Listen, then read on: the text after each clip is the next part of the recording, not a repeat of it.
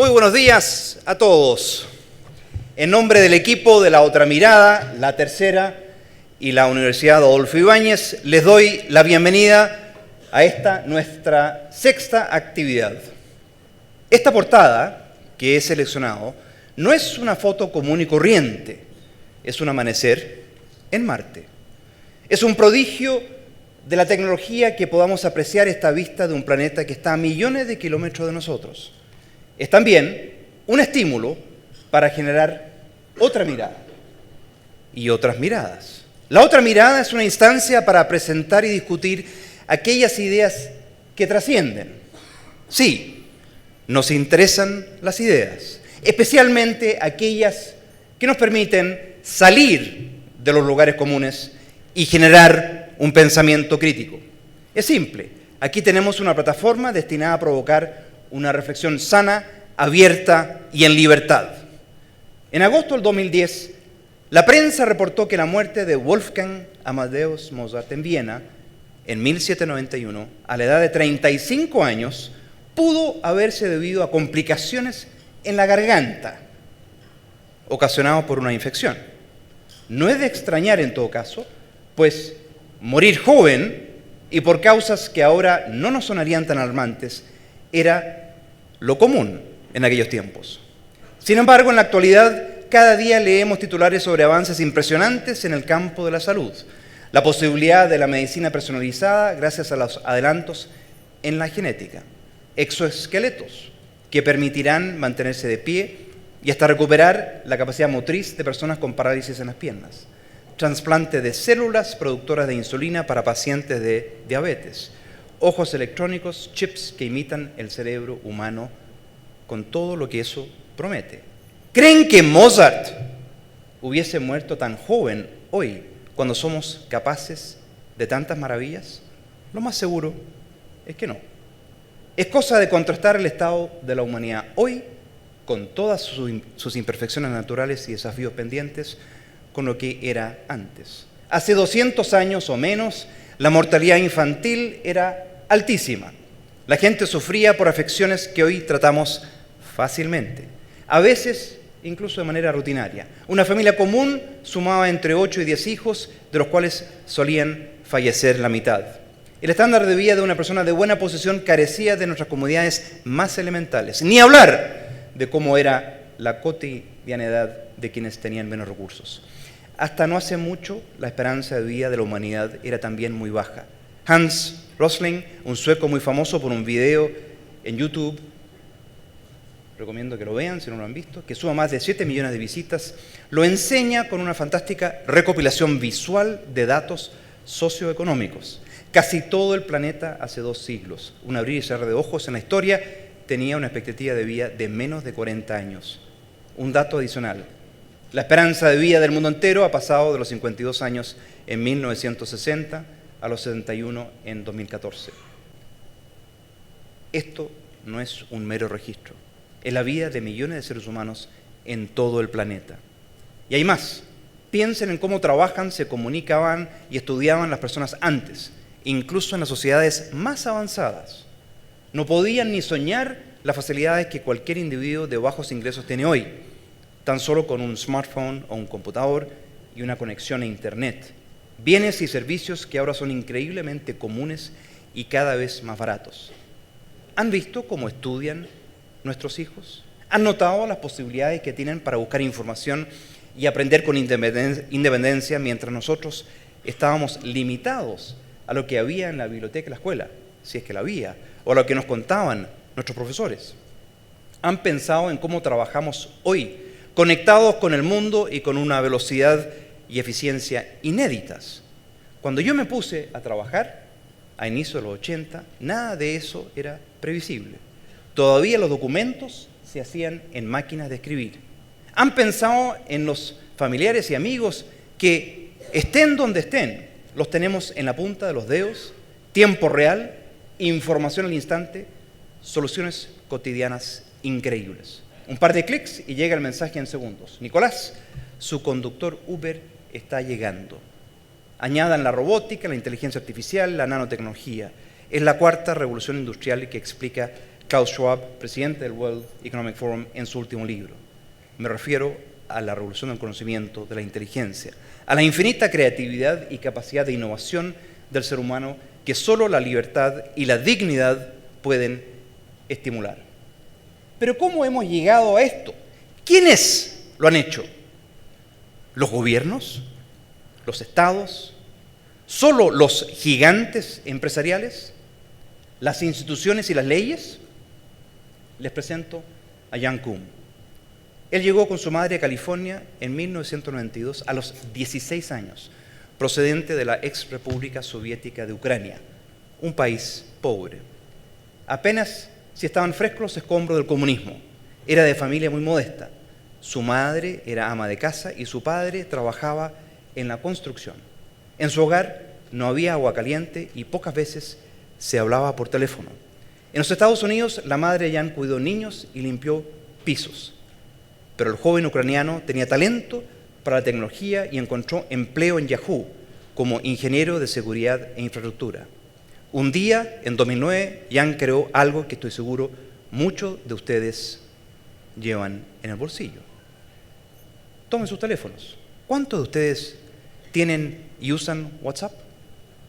Levanten la mano. Me imagino que una pregunta estúpida. Todos. Pueden dar las gracias a Jan Koum, cofundador junto a Brian Acton de WhatsApp, el servicio de mensajería móvil más grande del mundo. La aplicación que ha cambiado nuestro día a día y facilitado nuestra comunicación inmensamente a muy bajo costo. Hoy, Jan, a sus 40 años, dona millones a varias causas, después de haber vendido la compañía Facebook por unos 22 billones de dólares. Pero más que eso, es un hombre común. No salió de ninguna aristocracia o élite, ni pertenece a una raza de genios.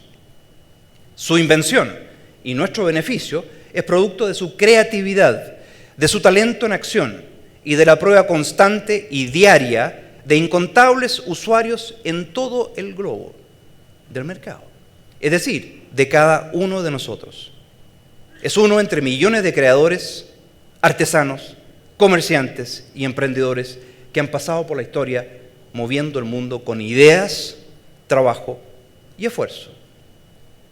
Y gracias, como decía Adam Smith, al obvio y simple sistema de libertad natural, que parece que no es ni tan obvio ni tan simple, y por eso es que estamos aquí esta mañana. Este es el mundo, progresando a velocidad de vértigo, en que vivimos también nosotros los chilenos. Porque no estoy hablando de lo que ocurre en otro planeta o en países lejanos. Es nuestra propia vida y nuestra propia historia. Este mismo ejercicio de mirarnos 200 años atrás podríamos hacerlo ahora. O podríamos, sin ir muy lejos, mirarnos hace 100, 50 o 30 años atrás. Les aseguro que hasta ver las fotografías del álbum familiar sería muy revelador. ¿Sabían que en los últimos 30 años hemos ganado en Chile 10 años de esperanza de vida? Seguramente lo saben. Y eso causa una serie de complicaciones y problemas también. ¿Recuerdan las anécdotas de nuestros padres y abuelos sobre cómo vivían, estudiaban y trabajaban antes? Estamos conscientes del cambio cualitativo gigantesco que hemos experimentado, incluso en la vida diaria, gracias a las libertades civiles, políticas, económicas y culturales, y tanto a nuestro trabajo como al rol de los emprendedores y creadores. ¿No vemos a nuestro alrededor un país en que la pobreza ha caído en picada y en el que las demandas sociales han elevado sustancialmente sus expectativas? Allá afuera y aquí, en esta sala, hay miles o millones de personas comunes, como cada uno de nosotros, moviendo Chile, en todos los espacios y oficios, todos llenos de virtudes e ideas. Solo piden que les permitan trabajar dignamente y en paz. Solo quieren desplegar libremente sus talentos y realizar sus proyectos de vida con los impactos positivos que tendrán para la sociedad. Bien, no era mi intención extenderme demasiado, pero he considerado necesaria esta introducción por la imagen que ven ahora todos ustedes. Seguramente lo han visto antes. Este dibujo resume una de las interpretaciones más populares, aún hoy, del sistema de libertades y progreso más exitoso de la historia, en todas sus dimensiones: económica, cultural, política, social. todas las bondades logradas por la humanidad, conformada por los seres imperfectos que somos cada uno de nosotros, son negadas por la visión fatalista e ideológicamente deformada de cierta intelectualidad. El clerisy al cual se refiere Deirdre no es solo la conocida descripción de un Marx o un Lenin, es la de toda una línea de pensamiento que también incluye las teorías renovadas de un Piketty, por mencionar una de las que hemos tenido de moda. Renovadas, evidentemente que entre comillas. O de los intelectuales convertidos en políticos, como los de Podemos en España, o de muchos de nuestros autores, líderes de opinión, políticos y hasta académicos. Veámoslo así. ¿Qué está detrás del retroceso impresionante que ha dado la antes próspera Venezuela? Esto para mencionar un ejemplo. Las imágenes de ese país hoy, en contraste con la que veíamos hace algunas décadas, con admiración, valen más que 1000 palabras. O para hacerlo aún más gráfico y radical, ¿qué está detrás de la diferencia entre estos dos países? Esto es un laboratorio perfecto casi, ¿no? Corea del Norte en la oscuridad y Corea del Sur iluminada por un progreso tan espectacular como nuevo. Esta fotografía nocturna tomada por la NASA es elocuente. Y con estas realidades, salvando la distancia, ¿qué nos explica que los chilenos estemos en camino de hacer valer nuestro derecho a ser estúpidos, tal como lo advirtió Neil Ferguson en este mismo escenario? Esto es, estimados amigos, lo que nos reúne hoy con una invitada excepcional, Deirdre McCloskey. Ella es profesora distinguida de Economía, Historia, Inglés y Comunicaciones de la Universidad de Illinois. También ha enseñado Economía en la Universidad de Chicago. Ha sido profesora de muchos destacados chilenos, algunos de los cuales están aquí en este minuto. Ha escrito 15 libros y editado 7, además de cientos de artículos sobre teoría e historia económicas, filosofía, retórica, feminismo, ética y derecho. Nuestro rector Andrés Benítez me preguntaba si podríamos o debiéramos entrar a ese ámbito. Yo le dije que por supuesto, porque Deirdre es una persona con una mente muy abierta, así que sobre eso podemos conversar también más adelante. Y para usar sus propias palabras, es una mujer literaria, cuantitativa, postmoderna y pro libre mercado de Boston, que una vez fue hombre, ahora es mujer. Una verdadera luchadora por la libertad. Lo es de palabra y acción, tanto en su faceta profesional como en la más íntima y personal. La profesora McCloskey, que no teme estar en las antípodas de las teorías más populares o nadando contra la corriente dominante, nos entrega un marco intelectual y debo subrayar, un marco moral para entender y afrontar mejor en toda su profundidad y extensión el desafío que nos presenta lo que ella llama the clerisy, el grupo de la élite intelectual. Se trata de esa intelectualidad que desde hace mucho tiempo ha conseguido permear con sus argumentos e interpretaciones todos los espacios, y muy particularmente el mundo de los sentimientos, las imágenes, la estética y la cultura.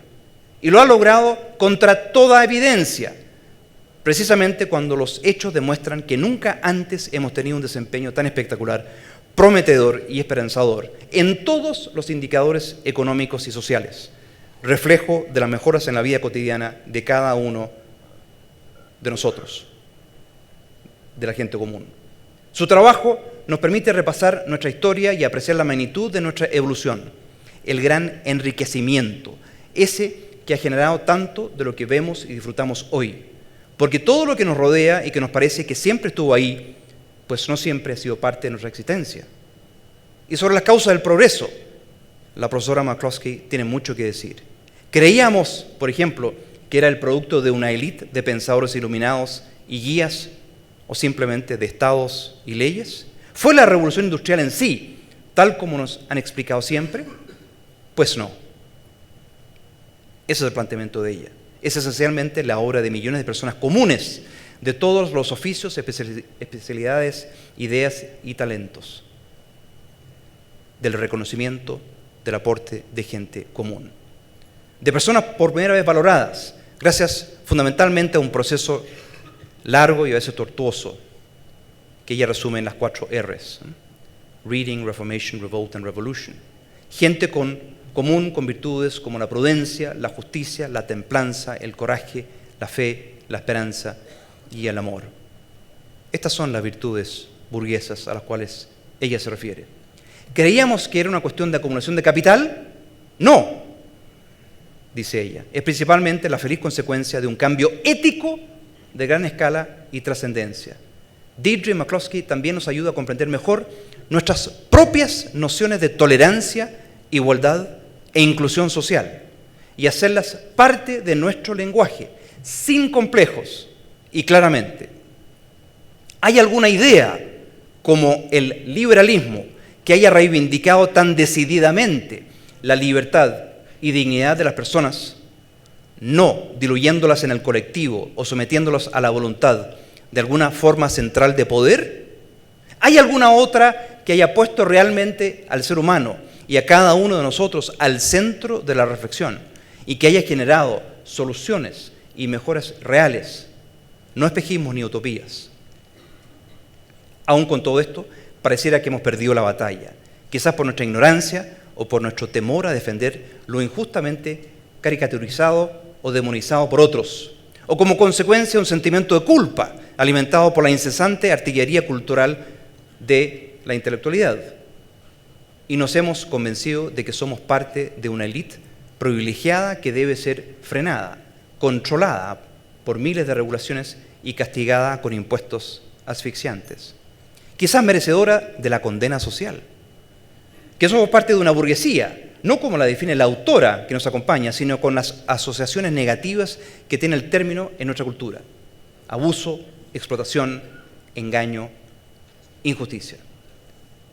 Y para finalizar, muchísimo más de lo que he mencionado está en la obra de Deirdre McCloskey, quien ha lanzado a inicios de este año el último libro de una fascinante y densa colección, La igualdad burguesa, cómo las ideas, no el capital o las instituciones, enriquecieron el mundo. Antes, en 2006, publicó Las virtudes burguesas, ética para la era del comercio. Y en 2010 apareció La dignidad burguesa, porque la economía no puede explicar el mundo moderno. En esta, hasta ahora una trilogía, McCloskey desafía la intelectualidad y algunas visiones dadas por sentado. Lo hace con tesis provocadoras, siempre con el coraje, la rigurosidad y la honestidad que la han caracterizado. Y entrega un invaluable aporte al bagaje ético y moral de nuestro ideal de sociedad libre y de progreso, que tanta falta nos hace reconocer y celebrar. Sin más, les dejo con Deirdre McCloskey, pero antes vamos a ver un breve video.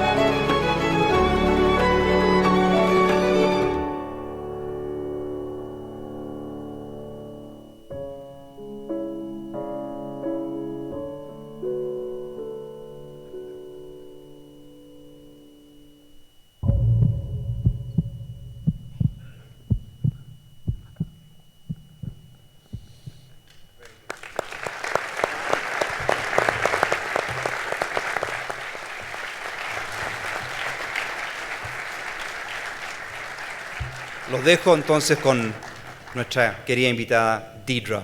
Los que están parados atrás pueden acercarse. Aquí hay asientos todavía disponibles.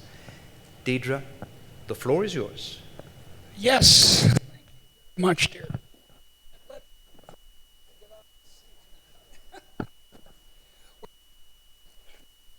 You've very full introduction to my ideas. I have a speech defect which I have to adjust to. The advantage is it slows me down. So I hope my English is clear. It's important, I think, that we have this microphone isn't working very well. About a third of the time, microphones are one of the oldest electronic technologies, and about a third of the time they don't work. It's well, I hate podium. As a wonderful professor you are, you hate podiums. Well, but okay. This might be better. I warned them of this, and it still doesn't work very well. Okay, I'll go here instead. Now you see there's an obstacle between you and me. I want you to believe what I say. I don't want there to be any obstacles. My argument, my idea, is a very old one. In the 18th century, the 1700s, certain thinkers in Europe, part of this clerisy, spoke of liberalism. They invented it. And the idea of liberalism, this doesn't work either. See, about a third of the time, is that that all men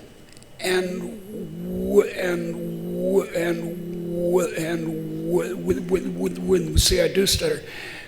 When women, dear, are created equal and endowed by their Creator with certain inalienable rights. It's true the man who wrote that in 1776 was a slave owner, Thomas Jefferson. But the idea had a force of its own. Regardless of the great and slowly eroding imperfections in the idea of true equality, social and political equality, a chance, as the English say, to have a go, as imperfectly as that was realized in the 18th century and even the 19th and even our century. Nonetheless, the idea was unique to the 18th century. Among its exponents were Voltaire and Mary Wollstonecraft and Thomas Paine and Adam Smith. I always cross myself when I mention Adam Smith. When I was in Russia last year, when I mentioned Adam Smith, I would cross myself the other way. So that sound, what's going on here? Why don't they turn off the damn sound? Sound is hard.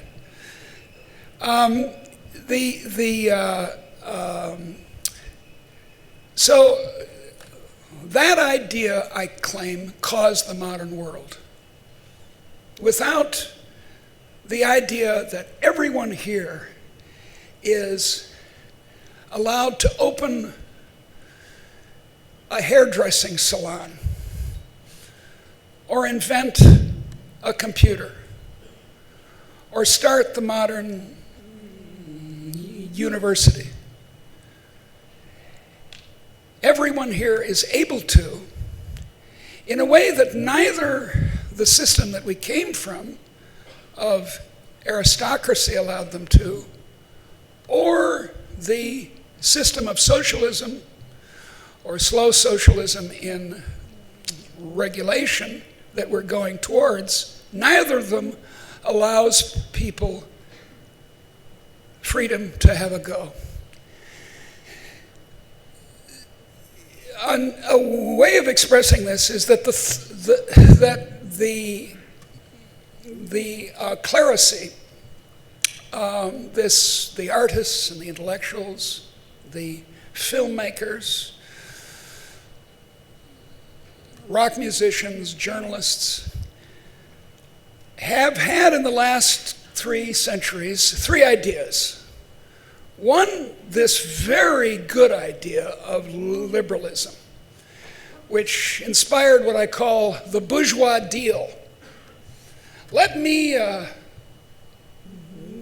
bourgeois, invent something or start a new institution and allow me to test it in the marketplace of ideas to start with, but the actual marketplace in the end, because only things that survive in the market are things that increase national income. National happiness is another matter, but the capacity, the ability to live long and well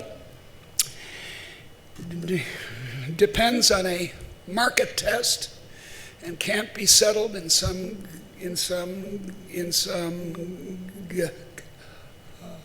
government office. That was that idea. The other 2 ideas were 19th century ideas of the clerisy. One was nationalism in the early 19th century, which spread slowly to the whole world. And the other, in the middle of the 19th century, was socialism. So of the 3, one was very good, and the other 2 were very, very bad. If you think you like nationalism or socialism, perhaps you'll like National Socialism, as invented by Mussolini and Hitler in the 1920s and 30s. If you think you don't like liberalism, perhaps you'll like populism of the sort that Juan Perón invented in Argentina, for which the Argentinians are still paying the price. A free society, a society not of equality in what you might call the French sense, not Thomas Piketty's equality of outcome, is a society in which the bourgeois deal works. The bourgeois deal, to finish what I started a minute ago, is let me invent something and I'll make you rich. Let me open a convenience store or start a factory, and in the 3rd act, so to speak, I'll make you rich. The problem that Piketty has is that he doesn't really understand economics, which is strange because he's an economist. He doesn't understand the 2nd act of the drama of market-tested invention. In the 2nd act, competitors imitate me, who invented the internet or the hairdressing salon. So it's not true, as he believes, that the rich get richer and the poor get poorer. That old proverb, which you undoubtedly have in Spanish too, is true of the world we left in 1800. The world that we left behind when we became a little bit and then a lot liberal, allowing everyone to have a go, not having occupational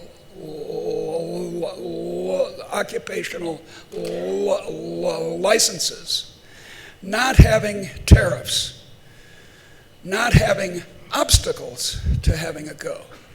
In the economic sphere, that's liberalism, not having obstacles to people voting is the version in politics.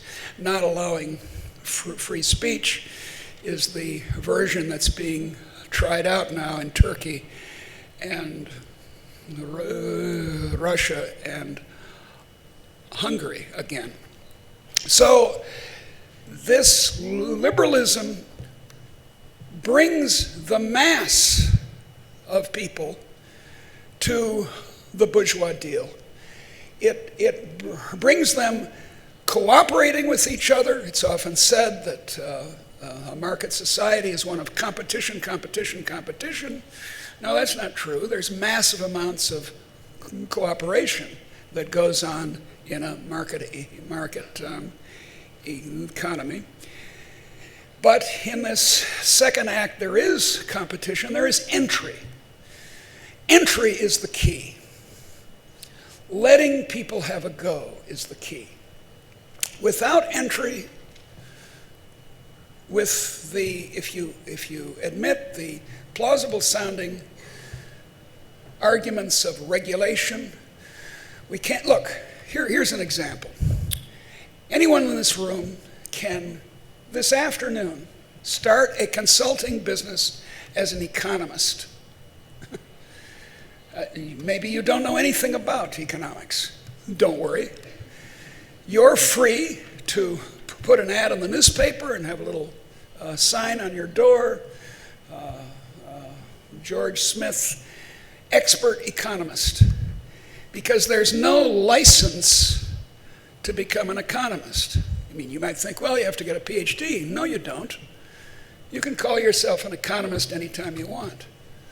But if you call yourself a doctor, a medical doctor, the police will be at your door. If you call yourself, now this is worse, a hairdresser, at least in Chicago, and you haven't been through 2 years of education to become a hairdresser, the police will be at your door. I'm sure, I'm morally certain that I'm the only one in the room who could become, right now if I wanted, an apprentice electrician, beginning electrician in the state of Michigan in the United States. That's because my grandfather, Uncle Joe, Cousin Phil, were all union electricians in the state of Michigan, and that's the only way that you become an electrician in the state of Michigan. Those regulations, which sound so reasonable, are simply slow socialism. We've seen repeatedly that extreme socialism of the Eastern European or Chinese variety doesn't work. There have been controlled experiments. You mentioned the case of North and South Korea, which is the most extreme. When you showed the map from space at night of the Korean peninsula, at first I didn't know what you were talking about because my Spanish is terrible. But after it went off the screen, I said, oh yeah, it was that blank dark area between the island of South Korea, which is not an island, and the mainland of China, that's North Korea. So it's the temptation of socialism is great. And regulation, which sounds so reasonable, it sounds middle ground. I mean, we all want to be reasonable. We don't want to be fools and extremists and crazy people. So we want to say, oh, well, let's have a little regulation. But the problem is that regulation regularly gets taken over by the industry it's supposed to regulate. You're having a debate right now about Uber in Santiago. I hope you don't over-regulate it, because it's one of these technologies that can improve national income, that can make people much better off. The Uber drivers go into the poor neighborhoods. They don't stay just downtown. It's all together. Sometimes it's more expensive, sometimes it's less. But regulation of taxis around the world tends to be, I mean, almost always, I've not ever seen an exception, is in the interest of the owners of the taxi. And the owners of the taxi are usually not the drivers. And even when they are the driver as the driver can't earn more than what an unskilled worker can, because that's what he is. But as an owner of a very expensive taxi license, he's a capitalist.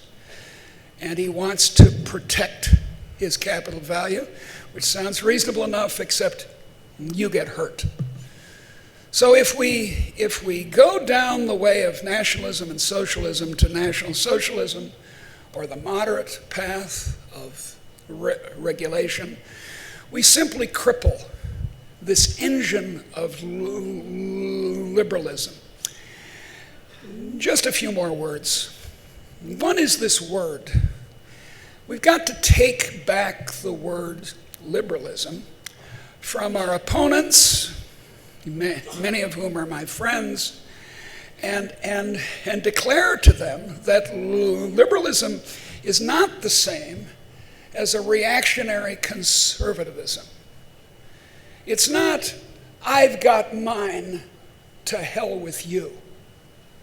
That's not liberalism. You, under liberalism, under this 18th century idea, should be allowed to have a go. That means freedom of enterprise, freedom of speech. It means laissez-faire. When the French government came early in the 18th century to some people in business and said, what do you want us to do to make France great again, to use an unfortunate locution. They said, laissez-faire, laissez-passer. Leave us alone. That's how we become rich.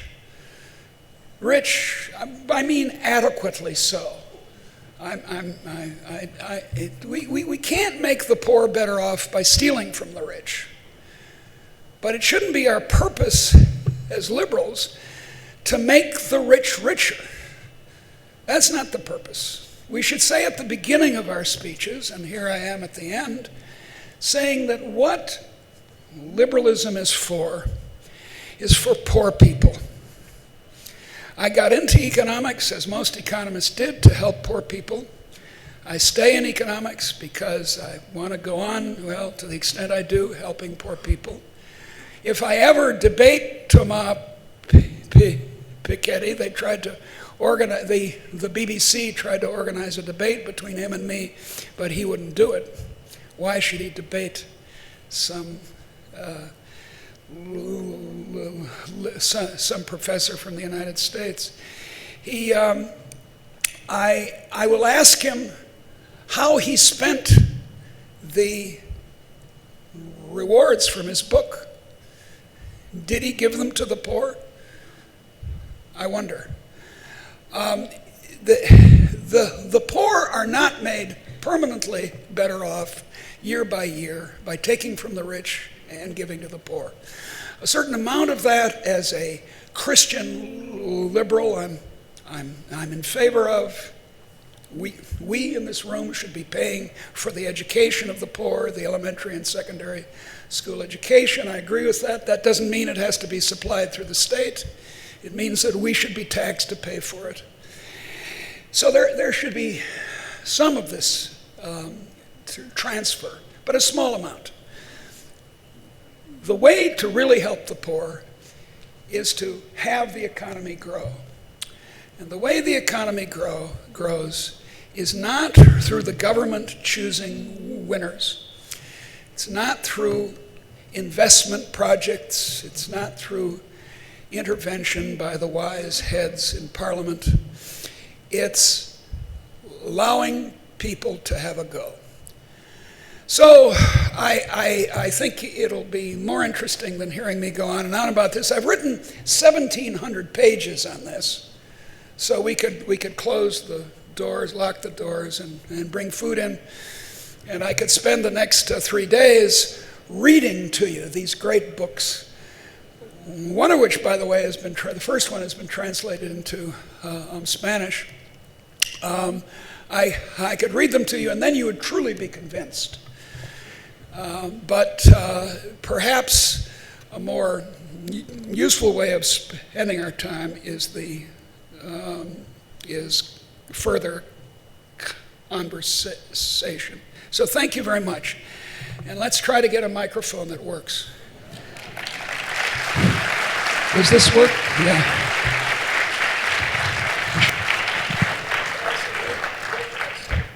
You said that you like to be close, then we can sit here together. Okay, let's do it. I am wondering about the sitting here. We are in a library. We're in a library, that's good. Maybe. I have 8,000 books in my house in Chicago. 8,000? 8,000, and what I say is, my belief is, she who dies with 10,000 books wins. So please, send books. Send books. I'm almost there. Only 2,000 more and I'll have one. Deirdre, when I was seeing you talking and this idea that you don't want the podium between people and the sense of humor that you have, and that you talk a lot about love. I do. It was always like that, or is because now you are a woman? Well, I can't when this thing stopped again. I can. My face is here, so I can say, buddy, No. the microphone isn't working. Someone bring me a microphone that works. You can. Okay, You can I'll use. use this. Okay. Well, my joke is that I can't tell whether my improved economics came from getting older and wiser or becoming a woman. And I think being one, so to speak, has made me clearer about the richness of human experience in life that needs to be included in economics. And so I speak, and this is a new word, I speak of humanomics. Economics, we don't give up the mathematics, we still keep that, and that's very nice, but we add human understanding through the humanities, through philosophy, history, novels, plays, and so forth. So it's the problem in thinking about the counterfactual. What would my life have been like if I hadn't changed gender?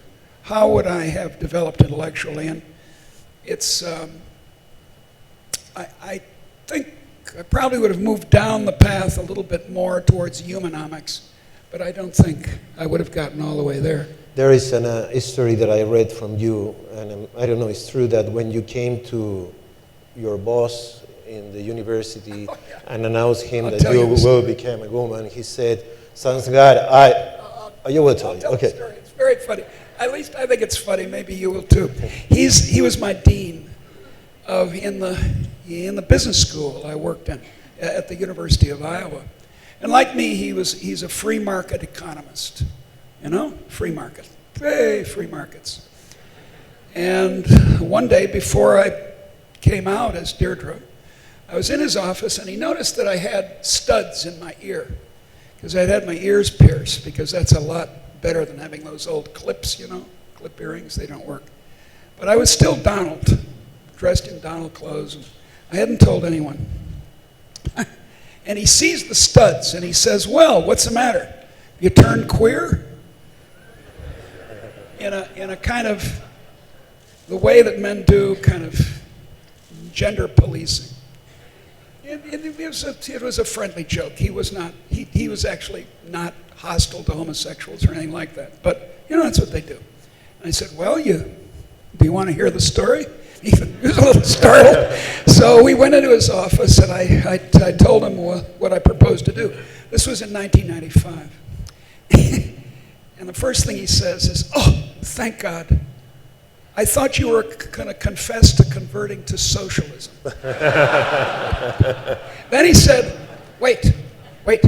This is great for our affirmative action program. Up one, down another. And then this is not so nice. He said, wait a second. I pay you a lot. I can cut your salary 70 cents on the dollar. And I knew that he was going to be my friend and and would protect me, and he did. So actually, my transition at the University of Iowa was very smooth. Iowa is in the Midwest, and people think of it as conservative, and it's not. So it was very easy. Some people, at least here in Chile, but I think this is a very common thing, that said that there is a lot of persons that are very, that defend very much the free market economy, but at the same time they're very conservative in other matters, especially moral issues. That is a problem? Yeah, it is a problem because, look, if you believe in letting people have a go in the economy, why not in the rest of their life? What exactly is the way that you make a distinction between freedom of sexual orientation, or in my case, gender identity, and free speech, and all those other things on the one hand, and the economy on the other? Look, if you say to yourself, there'll be some in the audience who say this, well, it's because of my religion. I'm a Catholic. I'm told by my priest that homosexuality is a defect, is evil. I invite you to look at the evidence in the Bible. The Bible, by the way, contains nothing about changing gender, believe me. And it contains a couple of passages that have been interpreted as anti-gay, but they don't make a lot of sense as anti-gay. And if you say, yes, but there are those passages, 3 of them actually. 3, that's why I'm against gays. It's okay, they can, as long as they don't say it and hide away in the darkness, then I don't mind, but if they come out, I don't like them. Well, then I don't know why you aren't an Orthodox Jew. There are 613 commandments of Orthodox Judaism, and these passages are among them. Why do you mix wool and linen? What's going on here? Another topic is discrimination, and another story that I read about you was the first time that you appeared in a seminar, with economists, as a woman. Yeah. And you say, when I gave my first idea, nobody here, someone else gave the same idea, and everybody listened. You feel that discrimination from one day to another? Well, look, if you're a woman, and you'd better get used to it. By the way, you said that you were very happy that day because you feel like a woman. That was the first time I was happy, first and only time.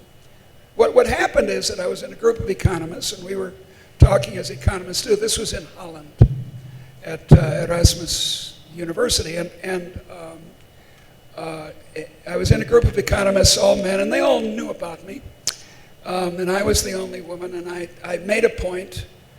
Everyone ignored it, all the men, and every woman in this room has had this experience. And a few minutes later, George made the identical point, and all the men said, "Oh, George, that's a wonderful point. You should publish that. You'll get the Nobel Prize. What a wonderful idea." And I said to myself, yes, they're treating me like a woman. But that was the last time I enjoyed the experience. You can't complain about it, or they use the B word. so you just have to, I work against it. I try to support young women in economics.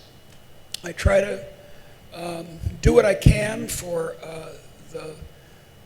I'm a first wave feminist. I believe in equality. And when the issue of how few women there are in economics comes up, if there's a pause in the conversation, I say, well, I did my part. And all the men get very uncomfortable and all the women laugh.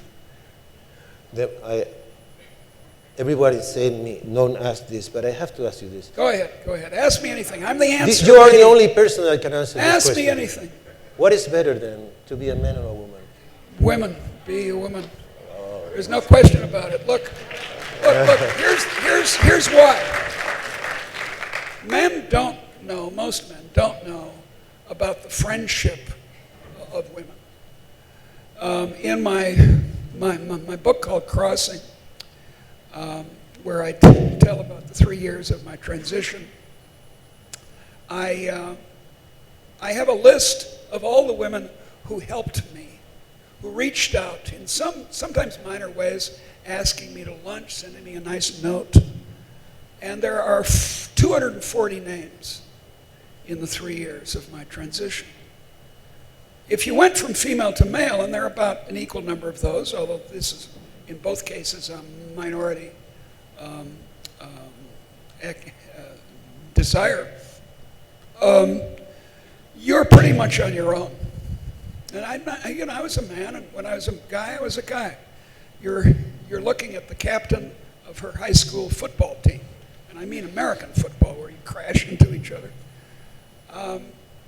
When I was a guy, I was a guy, and I didn't understand how deep friendships are among women. Well, let's talk about comments. On the other hand, I didn't do it for the advantages. It's not a career move to change your gender. Believe me, who knows how many jobs haven't made offers to me because of my gender change. Yesterday I was looking at an interview that a local channel of television made to you in Chicago, where you live. And was something that you say in the middle of an idea that focused me.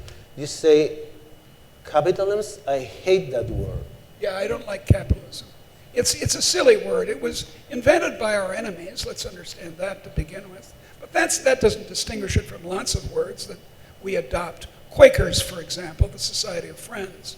The word Quaker, which describes this religious group, was because they quaked when the Holy Spirit came down among them.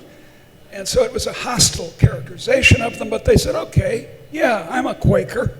Yeah, we're queer and we're here, get used to it. But the word capitalism deeply misleads people, because they then come to think that accumulation of capital is what the system is about. And it's not. It's about ideas, about new ideas. Microphones that work, that would be a nice one.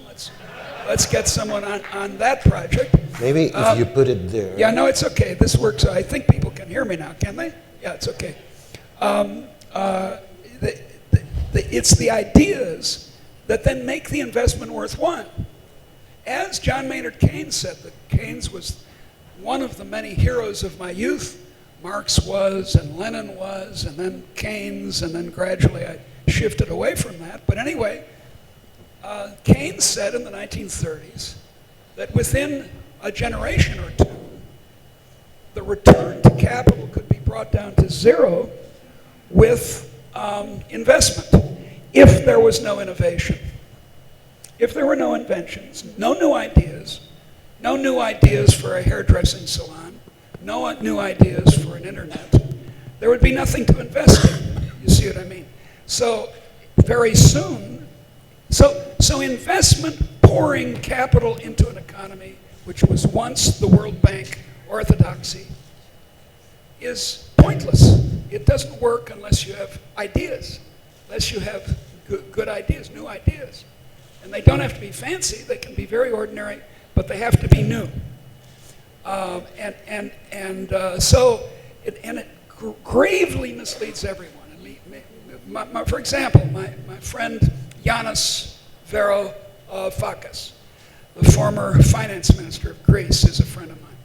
He's nuts. He's completely crazy, but he's fun to be with, and he's a very intelligent guy.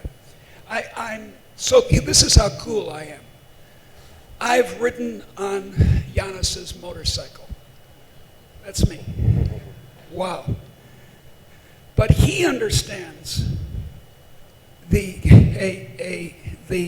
modern economy to be about the accumulation of capital. And it's just a mistake. It's wrong. And that's why modern growth theory, so-called growth theory, is a mistake. Not human capital, not fiscal capital. That's not what's crucial. That's the next step once you have an idea. So what we're looking for in economics is the sources, and an economy, is the sources of human creativity. That's what we need. We need to have institutions and societies and politics that encourage the mass of people to be innovative. And once we've got that, we needn't worry about the institutions. They'll come up, they'll be invented, or the capital that'll be accumulated. Capitalism is not about capital. Maybe, Eureka, they say that this microphone is great. I'm sure it is. It works. It works all right. Maybe you can have it. Oh, okay. See. We'll see. Yeah, it's the third.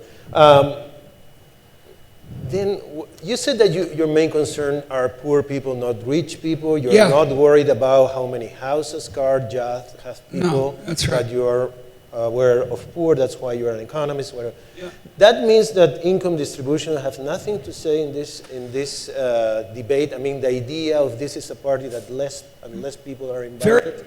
Look, it's not true that the distribution of income is getting worse. I know you believe it. I know you believe it because they. Sorry. I understand that you believe this to be true because you've heard it over and over and over again, and it looks so obvious. Oh, there's rich people, but the distribution of basic consumption has gotten better in the last 20 years, in the last 200.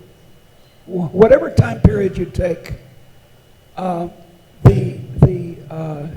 medical care, housing, food have all gotten better.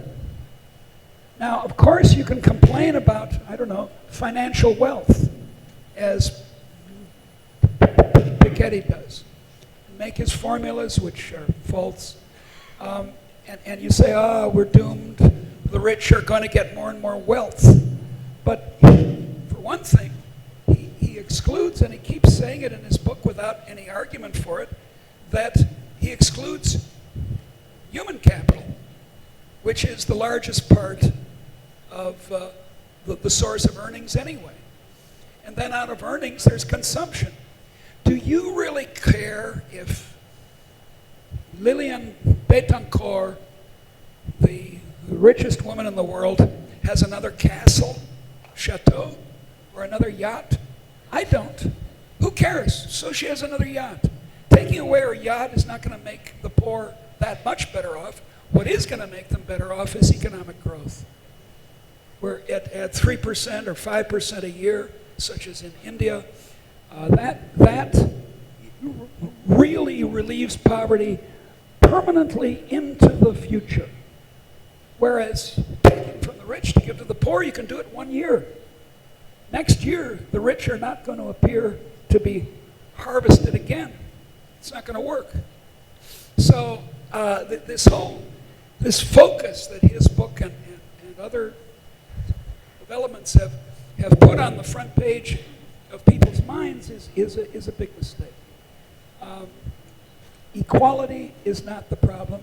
Poverty is the problem. Poor people are the problem. And the thing is, it's very hard to do anything about equality. If we're going to keep a free society, society at all. We can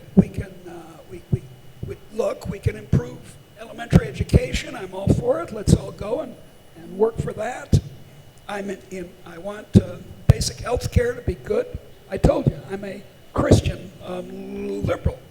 But the real problem is that there are poor people in the world. And I'm offended by it, and so should you. Those images we had at the beginning of this amazing film they did of very poor people, those 3 boys sleeping on the street. That's what I want to stop. I don't care about Rolex watches. It doesn't, so what? So it's stupid of Betancourt. She's a terrible person. She's the richest woman in the world. She's endowed her foundation, hear this, with 0.5% of her wealth. 0.5%. That makes her a fool, a jerk, a bad person. But it doesn't guide policy. What should guide policy is raising up the poor. And I hope everyone in this room agrees that that's what we want to do. We don't want the poor to just have scraps from our table. We want them to be educated and healthy and have a job. So, poor. Save the poor. Maybe that's why you said that equality, the idea of equality is not ethical. It's not ethically relevant. Look, there are many people in this room who are more intelligent than I am. Don't believe what has been said about how intelligent I am. It's false. It's taken me decades to get this all straight. I'm a very slow thinker. So there are lots of people much smarter than I am. So let's see. How should we achieve equality? I know. We'll take those smart people, if you'll raise your hands, please. We will stick nails, pound nails into their heads until they're as stupid as I am.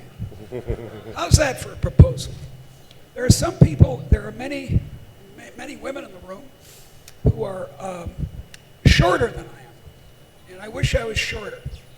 So let's see how we're going to achieve that. Let's cut off my feet and attach them to them so that they're taller and I'm shorter. Look, inequality, if you think about it economically, is the basis for trade. It's the basis for specialization. If we were all identical, absolutely identical, there would be no reason to exchange with anybody. We would have the same tastes, we'd have the same ideas, we'd have the same abilities, and we would just sort of sit there being ourselves. But the basis for trade is this inequality. Chile has deposits of copper. It also has excellent wine, by the way. So those two things make Chile unusual by comparison with, I don't know, Arizona. So you can trade with Arizona well. So difference is not something that it's even desirable to eradicate. The kind of equality that I advocate, and I do, I'm an egalitarian like Adam Smith, but the kind of equality I advocate you could call Scottish equality. The Scottish Enlightenment is against the French. Adam Smith is against Rousseau. Not equality of outcome, which is what Rousseau insisted on, but equality of, well, opportunity, of the starting gate. And then it's up to you and your special abilities to find a place in the society. And again, I say, I want to emphasize this, that I'm very willing to reach down and help the poor with, say, a minimum income, which I think is an old argument, and I'm in favor of it, a certain minimum income for being Chilean, not for being someone special, for poor people so that they can get a start, but not a minimum wage. Minimum wages, job protections are great for most of the people in this room and very bad for the very poor who don't get hired because, say, I know the laws in South Africa well. In South Africa, once you get hired, you can't be fired. So no one wants to hire you. So they have upwards of 60% unemployment among young people.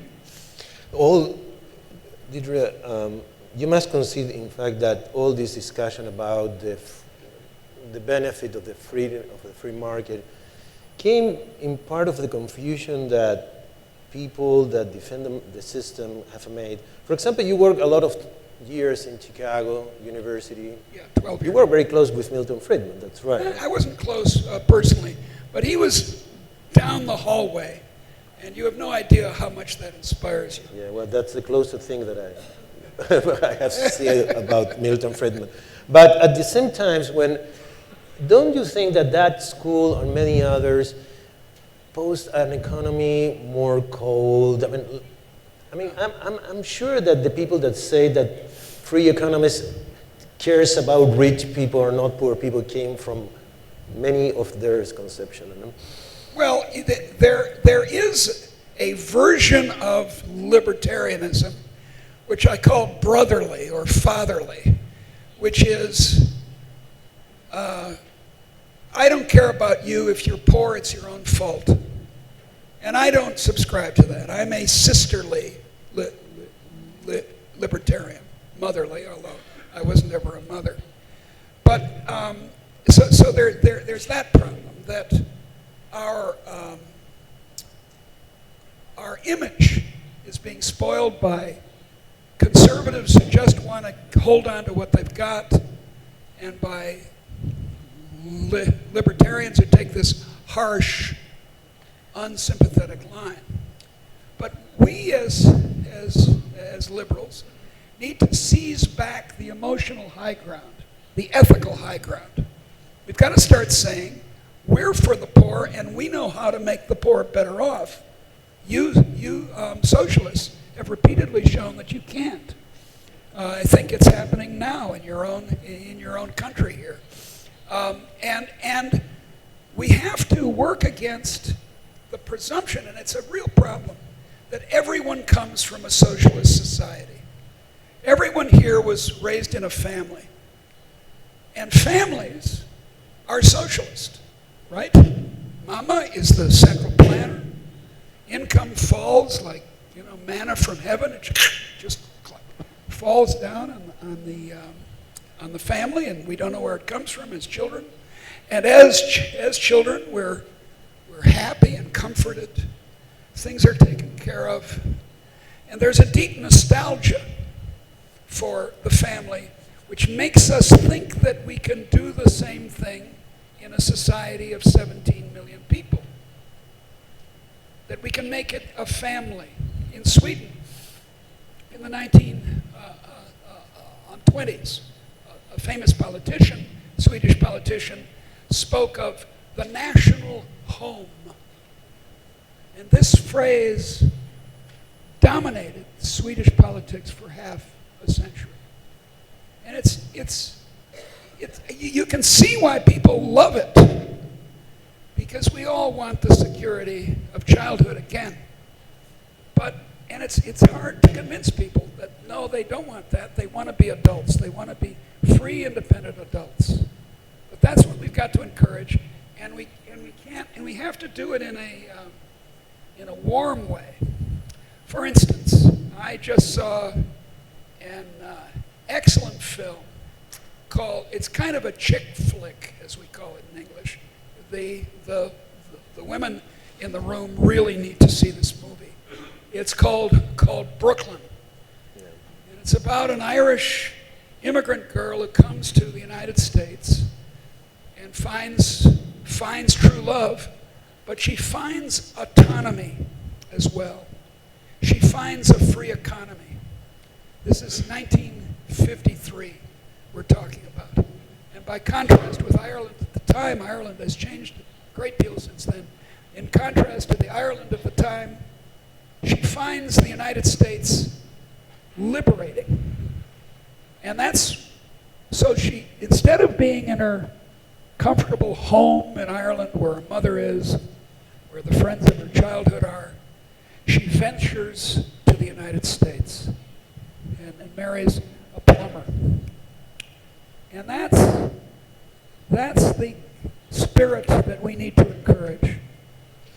That was a pretty famous movie here in Chile, but I was thinking that is still present in the United States today, where you're facing an election, and we have a few minutes, and I want to talk about that.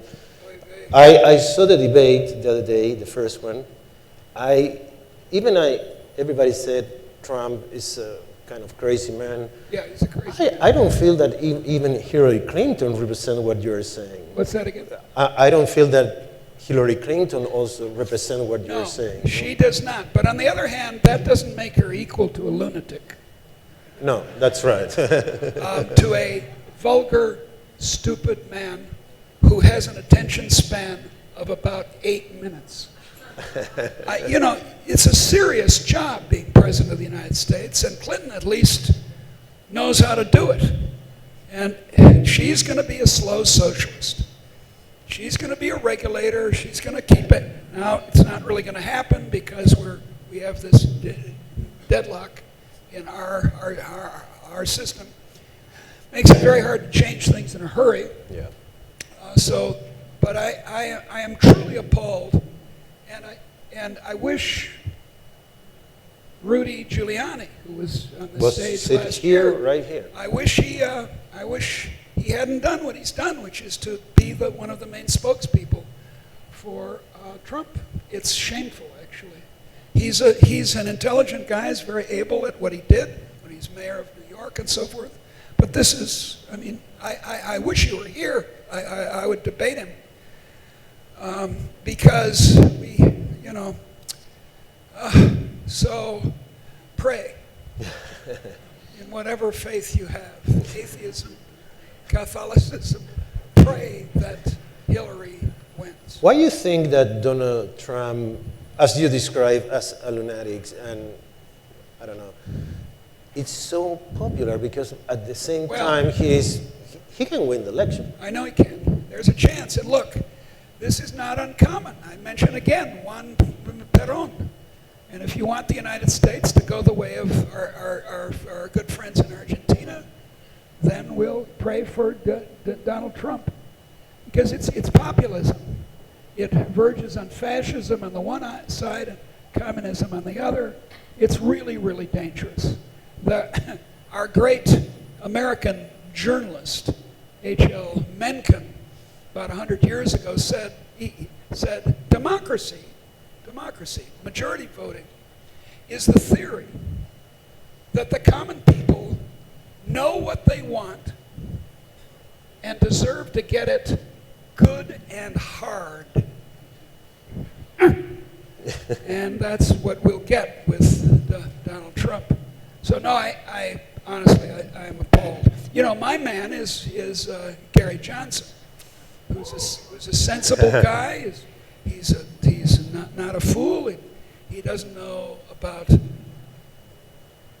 Aleppo, but he's willing to learn, whereas Donald Trump thinks he knows everything.